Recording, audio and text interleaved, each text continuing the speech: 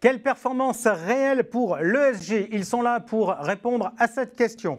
Je vais commencer par Arnaud Faller, directeur général délégué en charge des investissements de CPRM. Bonjour Arnaud. Bonjour Jean-François. De l'autre côté de la table, on retrouve Olivier Guilloux, le directeur de gestion d'Ecofi. Bonjour Olivier. Bonjour Jean-François. Et félicitations. Félicitations, puisque Ecofi est arrivé, il grimpe sur la 3e place de l'Alpha League 2020, donc prix prestigieux, toujours en tête LFDE, mais bravo pour cette 3e place. Et puis avec nous également, le fondateur, l'associé fondateur de Sycomore Asset Management, Aymeric Préaubert. Bonsoir Jean-François. Bonsoir. Alors, quelle performance réelle? C'est la question. On va tenter d'y répondre et on va revenir aussi sur ce qu'on a dit la fois précédente, puisque la dernière fois on avait beaucoup parlé des fonds verts. La situation des marchés leur a peut-être été un peu moins favorable. Donc on va essayer d'avoir un ensemble pendant environ 30 minutes pour parler de tout ça. Premier sujet, on va parler de l'actualité, c'était le mois de mars. Vous avez peut-être entendu parler d'un nouveau règlement européen qui s'appelle Disclosure. Et on vous a tous demandé de classer vos produits dans 3 catégories, 6, 8 ou 9. Alors, je vais être clair, maximaliste. Le 6 et le 8, ce n'est pas notre sujet aujourd'hui, on va s'intéresser qu'au 9. Arnaud Faller, juste première précision, quelle est la différence entre le 8 et le 9? Donc le 8, c'est des fonds qui assurent la promotion des critères environnementaux, sociaux, gouvernance. Et le 9, il faut avoir un objectif durable dans le cœur du fonds et l'afficher et évidemment gérer en conséquence. D'accord, ok. Deuxième question pratique, est-ce qu'il y a c'est la société qui choisit, c'est un engagement de la société ou c'est une norme qui fait que vous n'avez aucun choix, Aymeric Préaubert? C'est une norme à laquelle on doit se conformer et en expliquant pourquoi on a ces fonds qui effectivement ont un objectif d'investissement durable, ce qui est la différence entre le 8 et le 9. Ok, alors on attaque tout de suite, très rapidement, les uns et les autres. Vous allez me dire, chez vous, qu'est-ce qui est en 9? Olivier Guilloux, je commence avec vous. Alors nous, donc 100% ISR, donc on va oublier l'article 6. Concernant l'article 9, on met en avant 3 de nos fonds, qui sont 4 avec un nourricier, mais 3 fonds, donc 3 fonds principaux des blockbusters. Donc Ecofi. Donnez-moi les noms surtout. Ecofi Enjeux Futurs, donc c'est notre fonds Action Internationale. Ecofi Agir pour le Climat, un fonds mixte labellisé Greenfin. Et Ecofi Trajectoire Durable, un fonds également labellisé, mais sur les actions zone euro. Ok, parfait. Alors 3 dans une gamme chez vous qui n'est pas pléthorique. Arnaud, qu'est-ce qui est en 9 chez vous? Je ne vais pas forcément vous demander de me donner tous les noms, parce que vous avez une gamme qui est très large. Juste ce que je voudrais savoir, c'est que souvent on parle chez vous des fonds thématiques, notamment dans cette émission. Est-ce qu'il y a tous les fonds thématiques et est-ce qu'il n'y a que des fonds thématiques? Alors, d'abord, effectivement, on est quasiment tout, aussi 100% des fonds article 8, article 9, puisque 96% de nos encours en fonds verts sont 8 ou 9. Et donc, pour se concentrer sur les fonds article 9, en fait, on en a 13. Donc, effectivement, la plupart des fonds thématiques sont article 9. On pourrait y revenir, mais par exemple, l'éducation, par exemple, Food for Generation, par exemple, Climate Action ou Social Impact. Et pour autant, ce n'est pas que des fonds thématiques. Il y a des fonds aussi tout secteur, Euroland ESG ou Smart Beta Crédit ESG, qui sont aussi article 9, avec un objectif durable centré sur le climat aussi. Ok. Aymeric Préaubert, Sycomore, pionnier dans l'ISR. Donc j'imagine que vous ne devez pas avoir grand monde en 6. Non. Donc 8 ou 9, même question entre guillemets qu'Arnaud. Est-ce qu'il n'y a dans le 9 que des produits thématiques? Il y a pas mal de thématiques chez vous. Ou est-ce qu'il y a également des fonds généralistes? Alors ça tombe bien qu'aujourd'hui on ne parle ni du 6 ni du 8, parce que nous, la quasi-totalité de nos fonds sont désormais en 9. C'est-à-dire, pour être précis, 10 sur 12. Les 2 autres étant en 8. Donc il y a effectivement notre gamme thématique. Fonds éducation, le fonds transition énergétique. Vous dites le fonds éducation comme ça, comme ce que vous le connaissez. Vous l'avez lancé il y a peu celui-là. Vous avez raison, parce que c'est notre petit dernier qui a été lancé en mars, qui est tout nouveau, effectivement. Donc il y a les fonds plus anciens, comme Happy at Work, comme Écosolutions, le fonds Sustainable Tech, et puis il y a également des fonds à vocation plus générale, plus diversifiée. Donc il y a les deux catégories qui sont aujourd'hui représentées en neuf. Ok, parfait. Les choses sont claires, on a les éléments, on connaît les produits. Maintenant, je vais être honnête, je me mets à la place des gens qui nous écoutent, des distributeurs et également des clients. On finit par avoir des normes de partout, des normes européennes, article 689, des labels français, l'AMF qui intervient, etc. En pratique, est-ce qu'on va pouvoir courir tous les lièvres et quels sont les éléments qui vous paraissent? Est-ce que le marché va plus se structurer sur le 8-9 ou sur autre chose, en particulier le label? Olivier Guillou, votre sentiment là-dessus? C'est vrai que pour l'investisseur, c'est difficile de s'y retrouver. Donc, je vous le fais pas dire. Donc, en fait, ce qui se passe, c'est que la réglementation européenne est en gestation depuis longtemps. Et ça met des discussions sont très longues, mais quand ça tombe, la réglementation est mise en œuvre assez vite. Donc c'est ce qui se passe. Et d'ailleurs, ça a été tellement vite qu'on n'a pas les spécifications techniques. Donc on attend ce qu'on appelle les RTS. Donc on a des éléments de publication. Donc il y aura 18 indicateurs qui vont être éligibles dans le suivi des portefeuilles. Donc pour nous, c'est une avancée très forte là-dessus. On en reparlera tout à l'heure. Après, l'interférence avec le label. Le label, je pense qu'il faut le voir comme une certification ou une preuve de l'engagement de la société qui gère les fonds labellisés. Donc c'est important, lorsqu'on obtient un label, il y a tout un audit des dispositifs en termes d'équipe, en termes de moyens qui sont mis en place. Et donc c'est comme une garantie pour l'investisseur d'avoir une vraie équipe derrière pour gérer l'ISR et pour appliquer ces principes dans la gestion. Parfait. Le label, Arnaud Faller, c'est un peu fait dézinguer. Rapport de l'inspection générale des finances en disant « ouais, c'est bien, ça a eu son utilité, mais il y a quand même pas mal de choses à revoir ». Il y a pas mal de choses à voir, mais c'est plus la gouvernance qu'il y a à revoir. Sur les caractéristiques techniques à l'intérieur du label, il y a quand même pas mal de points communs qui ont été repris par la doctrine AMF pour les fonds les plus engagés. Les plus engageants, et donc ceux qui peuvent avoir une communication la plus large. Donc on ne voit pas forcément beaucoup d'évolutions, encore une fois, sur les caractéristiques techniques du label. Et alors, il y a un point important, c'est effectivement SFDR, c'est bien au niveau européen, c'est une logique de transparence. Dites ce que vous faites, faites ce que vous dites. Alors que la doctrine AMF et le label, c'est des logiques prescriptives. C'est voici ce que vous avez le droit de faire. Si vous voulez vous appeler ESG, voici ce que vous avez le droit de faire, etc. Donc, c'est deux logiques un peu différentes. C'est pour ça qu'il n'y a pas d'équivalence. Mais il y a plus d'équivalence entre le label et la doctrine AMF. Bien. Tout ça, c'est de la réglementation. Tout ça, on va être honnête, ça nous saoule un peu. Donc maintenant, je voudrais qu'on reste les pieds sur terre et qu'on se pose des questions, qu'on réagisse avant de rentrer dans la vraie question, c'est la mesure, la performance réelle. Déjà, première question de fond, parce que c'est énorme, tout ça, c'est fort sympathique. Mais si on va et si on recommande à des clients de souscrire à des fonds ISR, dans votre esprit, c'est pourquoi? Je vous donne deux hypothèses et on lance le débat là-dessus.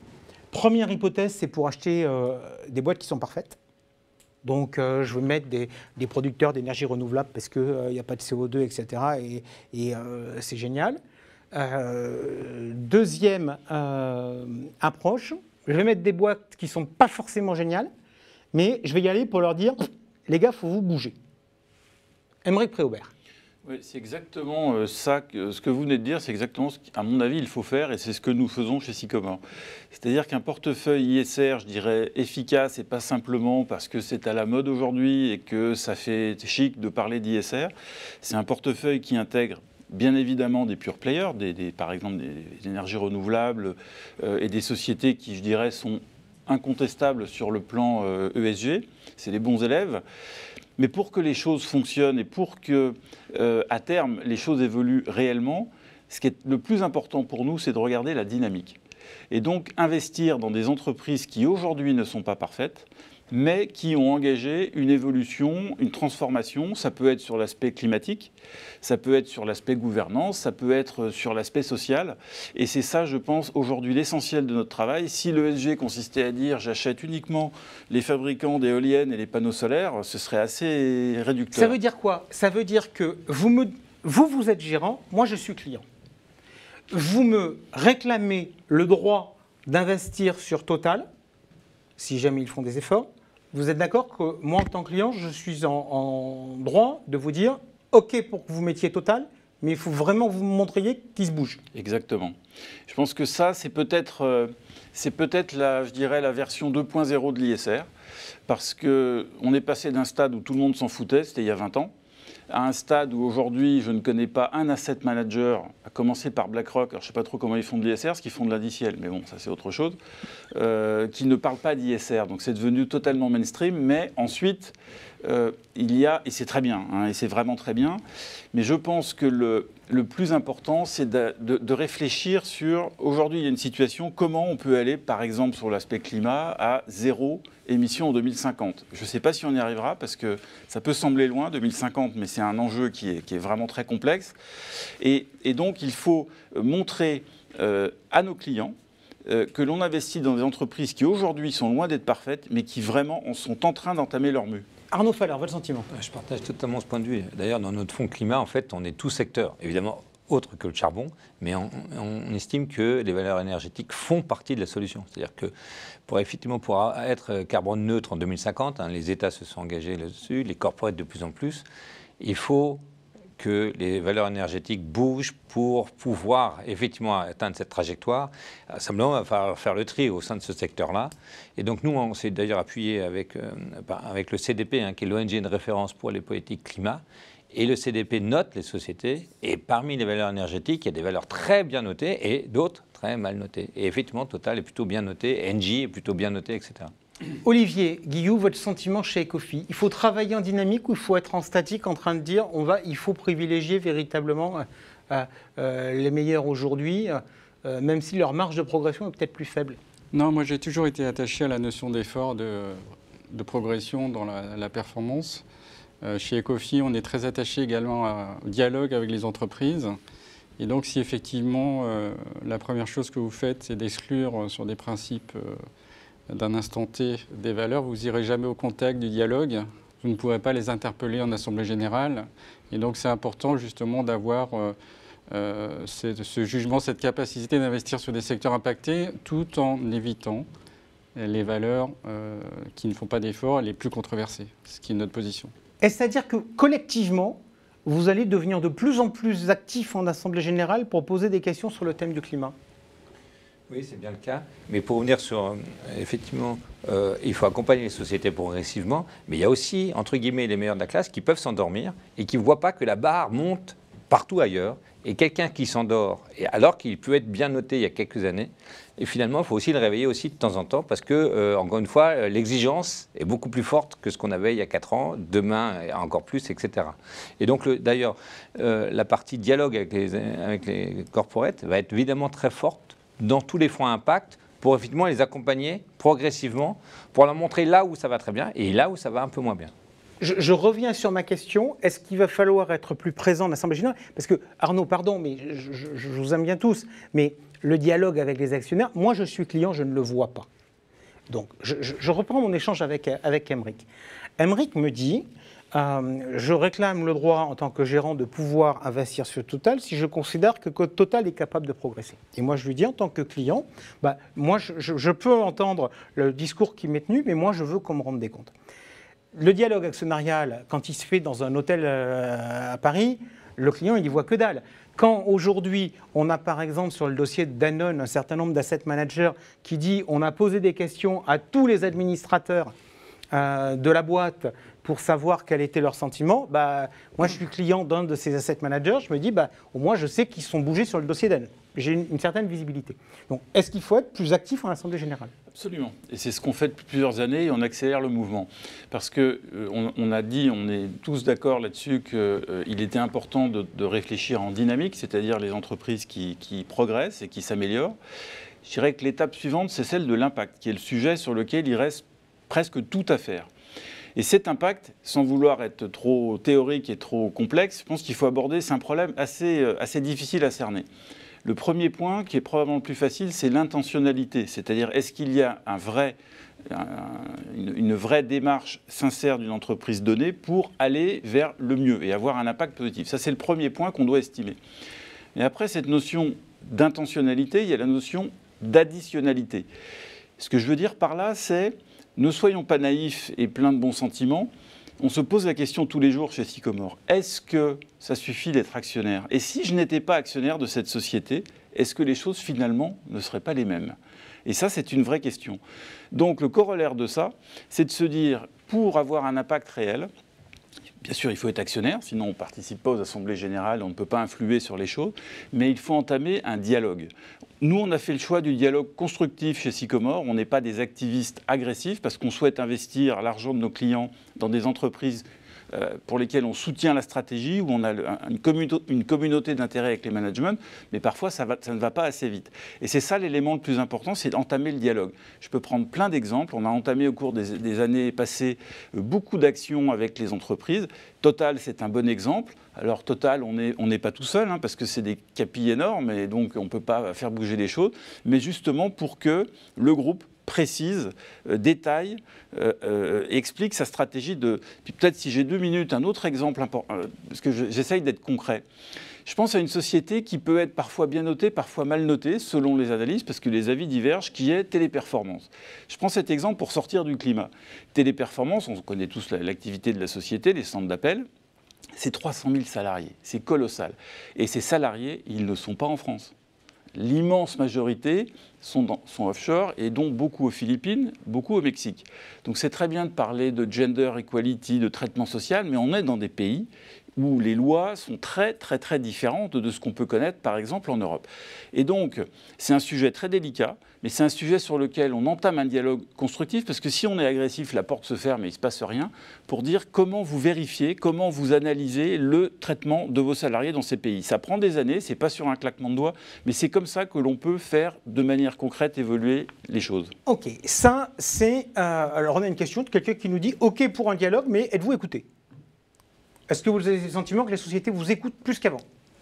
Oui ou non? De plus en plus. Évidemment que parfois, il faut sonner plusieurs fois, mais pour autant, de plus en plus. Parce qu'il y a aussi le risque de réputation, parce que même en interne, la bonne nouvelle, c'est que les salariés, généralement aussi, de ces sociétés-là, veulent aussi se bouger. Donc de plus en plus, ça ne veut pas dire qu'il n'y a pas encore des cas où la compréhension a été totale. Bien, ok. Vous m'avez pas... Et puis s'il n'y a pas d'écoute, s'il y a un mur en face de nous, bah, clairement, on désinvestit. Et ça fait partie, entre guillemets, du contrat. On investit parce qu'il y a une démarche de progrès. Si on ne peut même pas parler, bah là, évidemment, ça sort du spectre. On n'est plus investisseur.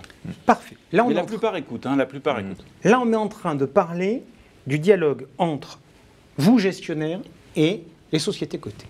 Moi, maintenant, je voudrais qu'on parle du dialogue entre vous, gestionnaires, et moi, conseiller, et moi, client. Se pose la question donc, de la mesure de la performance réelle, de la mesure de l'impact. Qu'est-ce que vous dites aux clients? Qu'est-ce que vous présentez comme indicateur extra-financier?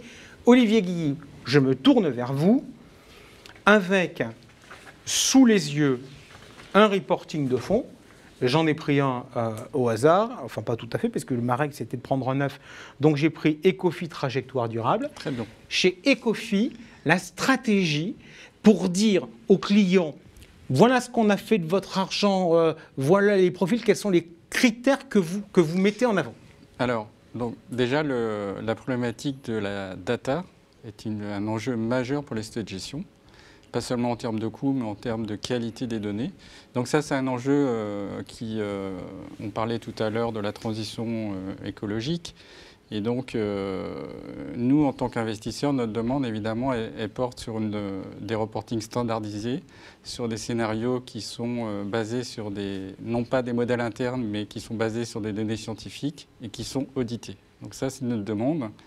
Évidemment, on voit bien qu'avec l'évolution de la réglementation, on parlait tout à l'heure de SFDR, les choses vont s'améliorer sur ce point-là. D'ailleurs, on attend dans la réglementation SFDR, les 18 indicateurs. Donc, on pourra étoffer notre offre d'indicateurs d'impact. Alors, si on revient aux indicateurs d'impact actuellement... Alors déjà, sur les notes ESG, j'ai constaté que vous publiez les notes des sociétés en portefeuille. Je constate que vos critères traditionnels, c'est ESG. Oui. Puis vous rajoutez quelque chose, ça s'appelle la touche Ecofi. C'est quoi la touche Ecofi? Non, en fait, on utilise un prestataire de données, une agence de notation, de notes ISR, et ces notes sont pondérées selon des facteurs qui sont propres à la société. Et nous, on apporte une touche dans la mesure où on souhaite rehausser certains indicateurs pour leur donner une proportion. D'accord, donc vous intégrez vos biais en disant on a un biais tout à fait. Voilà, par exemple sur la relation fournisseur, sur le social. Donc on a un petit biais qu'on essaye on déforme en fait la note selon un critère qu'on a étudié, qu'on a retenu. Ok. Sur chaque fonds, vous me donnez 6 critères en termes de ESG sur lesquels vous faites un zoom. Quels sont ces Alors critères? ça, c'est la situation 2021. Évidemment, on espère en faire plus dans l'avenir avec une offre qui serait plus élargie de la part des entreprises et puis des prestataires de données. Donc on a retenu, dans les 3 familles ESG, on a retenu 2 indicateurs. Donc le premier indicateur, évidemment, on en a beaucoup parlé aujourd'hui, c'est l'impact sur le climat, donc sur les émissions à effet de serre. On a également rajouté, donc ça c'est une nouveauté qu'on a pu intégrer à fin 2019, c'est l'alignement 2 degrés. Alors c'est sujet à caution puisque encore une fois, on attend une amélioration des données, mais en termes d'affichage pour l'investisseur, c'est assez intéressant d'avoir le degré du portefeuille ou le poids dans le total de l'actif qui est aligné sur la stratégie 2 degrés. Donc ça, c'est l'aspect environnement. Ensuite, évidemment, Ecofi oblige et l'appartenance au crédit coopératif, on a un fort volet social. Alors, fort volet social, on n'est pas très originaux puisqu'on regarde un peu la variation des effectifs. Et puis, on regarde l'égalité, le pourcentage d'encadrement des femmes, le pourcentage des femmes dans l'encadrement. Donc ça, c'est des choses qu'on regarde. D'accord, et les critères gouvernance? Et la gouvernance, en fait, on va regarder 2 choses. Le partage de la valeur ajoutée. Donc ça, c'est des choses qui nous semblent très intéressantes et très utiles. Et une donnée qu'on aimerait pouvoir consolider et qui est très, très importante pour nous, c'est la fiscalité. Le fait d'avoir une fiscalité... on va dire efficace. De ne pas avoir un coureur de jupons de paradis fiscaux. Voilà, c'est la responsabilité fiscale. Et là-dessus, on est très demandeur d'avoir des informations puisque c'est très chronophage d'aller dans chaque rapport annuel, d'essayer de recalculer l'impôt réel payé par pays. Et donc, les évolutions réglementaires, en tout cas c'est le cas en Europe, devraient permettre une amélioration de cet indicateur. Ok, donc ça, c'est ce qu'on trouve dans tous vos reportings. Tout à fait. Aymeric Préaubert, j'ai quoi sous les yeux? Happy at Work et EcoSolution. Qu'est-ce que vous construisez comme indicateur et qu'est-ce que vous présentez aux clients? Alors, il y a quelques minutes, on parlait de labels. Et on a dit que c'était... je pense que c'est bien qu'il y ait des labels, ça permet d'éclairer un petit peu les clients, mais c'est vrai que c'est assez compliqué et peut-être pas suffisamment précis. Donc nous, ce qui nous paraît, au-delà des labels, auxquels on doit bien évidemment se conformer, c'est de proposer à nos investisseurs des métriques d'analyse les plus objectives et quantitatives possibles. C'est ça qui nous paraît l'essentiel, parce que là, on parle de sujets qui sont des sujets éminemment qualitatifs. Quand on parle, par exemple, de gouvernance, quand on parle de satisfaction au travail, ou quand on parle d'impact climatique, et je vais m'arrêter 2 secondes sur l'impact climatique, il faut, à notre avis, développer des modèles d'analyse. Depuis des dizaines d'années, voire peut-être des siècles, il y a des modèles d'analyse financière, il faut développer des modèles d'analyse extra-financière. Pour prendre l'exemple du fonds EcoSolutions sur la transition énergétique, nous avons développé, ça fait maintenant plus de 5 ans, une métrique qui s'appelle la NEC. NEC, ça veut dire Net Environmental Contribution, qui a pour but de mesurer l'impact environnemental de toutes les sociétés que nous analysons et de celles, bien évidemment, sur lesquelles nous investissons. Quand je parle d'impact environnemental, il y a un sujet qui aujourd'hui est bien suivi, ou relativement bien suivi, qui est celui du CO2. Puisque c'est mesuré, je pense qu'aujourd'hui tout le monde le regarde, mais quand on parle d'impact environnemental, on ne se limite pas au CO2, il y a d'autres aspects. Il y a les aspects biodiversité, et ça c'est très complexe à appréhender. Il y a les aspects préservation des sols et origine des matières premières. Il y a toute la problématique du recyclage, de l'utilisation de l'eau. Donc tout cela, et on ne peut pas dire aujourd'hui le CO2 c'est important, mais l'épuisement hydrique on s'en fiche, et la façon dont les minerais sont extraits aussi. Et donc l'ANEC, c'est un projet qui est très ambitieux, qui est là aussi en train d'évoluer, de progresser, parce qu'on ne considère pas d'avoir trouvé la solution miracle. On travaille également avec des universités, on travaille avec des consultants pour développer ça, et on présente à nos clients, je dirais, un corpus de data qui est solide, qui n'est pas je pense que, je crois que, mais c'est vraiment des données scientifiques pour appréhender de manière, de manière holistique ces sujets. Emery, je vous entends, mais l'ANEC, OK pour Écosolutions, sur Happy at Work. Vous la présentez partout, l'ANEC. Sur tous vos reporting. Pour l'impact environnemental des sociétés. Pour l'impact environnemental, il y a sur Happy at Work, il y a d'autres indicateurs. Alors il y a d'autres indicateurs parce qu'effectivement, il nous semble naturel que pour chaque approche thématique, il faut développer une méthodologie qui soit pertinente. Je vais prendre un deuxième exemple. Alors, il y a le fonds éducation qui vient de sortir, mais nous allons lancer un fonds ce mois-ci ou au plus tard, début juin, qui s'appelle Inclusive Jobs. C'est une idée qui a été initiée, entre guillemets, suite à cette crise sanitaire. Il y a tout un tas d'impacts sociaux dramatiques. Le chômage, c'en est un et très grave. Donc on s'est dit, réfléchissons à un produit qui a un impact positif sur l'emploi. Alors qu'est-ce que ça veut dire concrètement? Ça veut dire investir dans des sociétés, évidemment, qui recrutent. Ça semble assez évident. Mais un emploi n'est pas égal à un emploi en fonction de là où il se trouve, en fonction de la nature des personnes qui sont embauchées. Si c'est pour embaucher des ingénieurs à 200 000 $ par an dans la Silicon Valley, c'est formidable, mais ce n'est pas eux qui ont besoin de nous. Si c'est pour embaucher dans des bassins désindustrialisés des personnes non qualifiées, là, il y a un impact social beaucoup plus fort. Et donc, on a développé une métrique pour ce fonds. On ne l'a pas fait tout seul, là encore, parce qu'on n'a jamais raison tout seul. On a fait ça avec un consultant anglais. Ça s'appelle The Good Jobs Rating, qui mesure l'impact social de la création d'emplois. Donc il y a évidemment le nombre d'emplois, il y a la nature des personnes employées, la localisation géographique. C'est un deuxième exemple qui montre qu'on essaye, on part de quelque chose qui est très, je dirais, qualitatif, difficile à cerner, pour en faire quelque chose d'analysable le plus, je dirais, rigoureusement possible. Juste parce que je sais qui est votre voisin, ça peut mener jusqu'au solidaire, ça ? Parce que si on regarde l'économie solidaire, c'est la qualité des emplois. On a parfaitement répété cette émission, il y a passé des heures, parce que dans ce fonds Inclusive Jobs, il y a effectivement une portion qui est de 10% qui est sur des investissements solidaires, qui est gérée par un partenaire, ce qu'on ne peut pas tout faire. Non mais d'accord, mais voilà, en tout donc cas, effectivement, tel que vous présentez les choses, ça. Quand on connaît un tout petit peu le marché, il y a une partie solidaire dans le produit, on sait absolument. qu'Ecofi travaille beaucoup sur tout ce qui est solidaire, etc. Et on sait qu'effectivement, tous les jobs n'ont pas exactement la même valeur. Arnaud Faller, vous, qu'est-ce que vous faites chez CPR en termes de reporting? On est plus sur des reportings annuels? Évidemment, on a des reportings mensuels, mais on a aussi, il nous semble que l'année pour évaluer la totalité du portefeuille, c'est une bonne idée. Donc, on publie des reportings annuels d'impact. Alors, c'est entre 20 et 25 pages, c'est par fonds. Donc, on en a fait le deuxième sur le fonds éducation. Au passage, le fonds éducation a eu un gros succès. Aujourd'hui, on est à plus de 700 millions d'euros d'encours. Sur Food for Generation, il arrive. Sur Climate, le deuxième arrive. Sur Social Impact, on va créer aussi le rapport d'impact au cours des prochains mois. Et c'est quoi le rapport d'impact? C'est en fait illustrer en gros, le thème d'investissement par des indicateurs clés. Alors, je donne l'exemple sur l'éducation. Donc, il a fallu cette fois-ci que les gérants et les équipes de gestion, évidemment en dialogue avec les entreprises, aussi pour bien mesurer la connexion par rapport au thème et les services donnés aux étudiants ou aux adultes pour la formation continue, parce que, encore une fois, c'est éducation au sens large. Mais donc, on peut ainsi publier ce genre de rapport. Alors, par million d'euros investis, combien d'élèves ou d'étudiants ont bénéficié d'un accès à l'éducation, combien d'élèves ont été transportés par les sociétés spécialisées dans les transports scolaires, la même chose pour les repas servis ou les étudiants logés.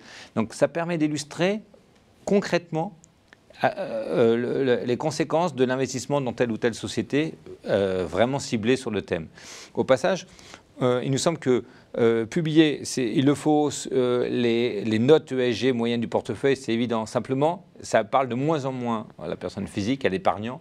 Et d'ailleurs, on a fait l'étude avec Deloitte et après Insight AM sur quelle était la demande des épargnants et des conseillers issus du monde bancaire ou des CGP. C'était plus de concret. C'est-à-dire que certes, on a confiance dans l'investissement responsable, mais on veut des choses concrètes, plus de concret. Et il nous semble que les rapports d'impact, c'est une réponse à cette demande de la part des investisseurs, plus de concret. Donc, évidemment, sur le climate, c'est combien on réduit l'empreinte carbone, aussi combien de sociétés en détient en portefeuille qui ont pris l'engagement Parce qu'il y a une initiative qui s'appelle SBT, Science Based Target, qui est commune à WWF, l'ONU et CDP, où les sociétés elles-mêmes s'engagent sur la durée à être alignées à la trajectoire 1,5 avec audité. Et donc, on peut communiquer sur le nombre de sociétés qui se sont engagées formellement sur cette trajectoire. Ok, vous regardez ces documents, vous les avez puisque c'est les documents réglementaires.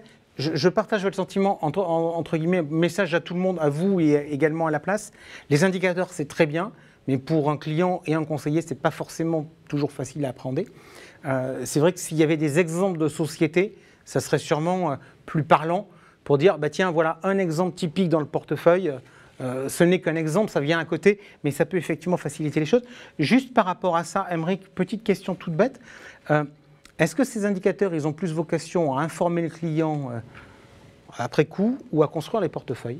Non, ils ont été construits, ils ont été définis pour construire les portefeuilles, pour nous permettre à nous de juger dans les différents thèmes que l'on a cités. On a parlé de transition énergétique, on a parlé d'emploi, on peut parler aussi de satisfaction des salariés, c'est le fonds Happy at Work, Sustainable Technology, qu'est-ce que ça veut dire et donc on le fait bien évidemment pour nous d'abord, pour pouvoir avoir une grille de lecture nous permettant d'analyser de la manière la plus robuste possible les entreprises. C'est pour ça qu'on le fait. Et puis ensuite, ça nous permet effectivement, comme le disait Arnaud, de donner des éléments tangibles, concrets, d'explication à nos clients. Parce que je pense que demain, et ça a commencé aujourd'hui, mais comme tout le monde fait de l'ESG ou de l'ISR aujourd'hui, les clients, ils sont intelligents, ils n'achètent pas sans regarder, ils veulent qu'on leur explique. Et la différence se fera entre ceux qui ont une démarche réellement à la fois sincère, évidemment, et construite, par rapport à ceux qui, en gros, suivent la vague en se disant « bon, bah maintenant, il faut mettre un petit peu de peinture verte parce que sinon, on n'arrive pas à vendre nos fonds ». Et c'est ça, la différence se jouera là-dessus. Donc, on fait ces méthodes pour construire nos portefeuilles, et ensuite, ça nous permet d'expliquer, je l'espère clairement, de donner des informations d'impact à nos clients. Allez, l'heure tourne. Je voudrais qu'on revienne très rapidement sur les situations de collecte, entre guillemets, et un peu de performance des fonds dont on avait parlé la fois précédente. La fois précédente, grosso modo, c'était quel thème porteur ? On avait dit dans les thèmes porteurs, tout ce qui était vert, tout ce qui était énergie renouvelable, il y avait une dynamique absolument formidable. Voilà, il y a la musique, comme ça on peut commencer à swinguer. Je n'ai pas tout à fait terminé, non, je suis désolé, la régie. Je présente mes excuses à la régie, je vais déborder un tout petit peu. Olivier, la tendance, le début d'année avec la rotation sectorielle a été difficile ? C'est très variable sur les performances des fonds. La dernière fois, on avait évoqué effectivement la thématique verte qui a clairement souffert sur cette période. Pour différentes raisons, une hausse des taux rapide aux États-Unis, probablement des prises de bénéfices assez fortes, et puis également des problématiques liées à des indicateurs de gestion passive qui ont été un peu mouvementés et rééquilibrés. Voilà, mais ceci dit, c'est vrai qu'à court terme, on est un peu déçu, mais ça ne change pas l'histoire. C'est pas l'affaire de l'année, c'est l'affaire du siècle, on va dire. Ok. Aymeric Préaubert, je vois, puisque j'ai le reporting sous les yeux, fin avril, plus 7,50 pour Ecosolutions, 10,6 pour l'indice, légère contre-performance. Les clients réagissent comment ?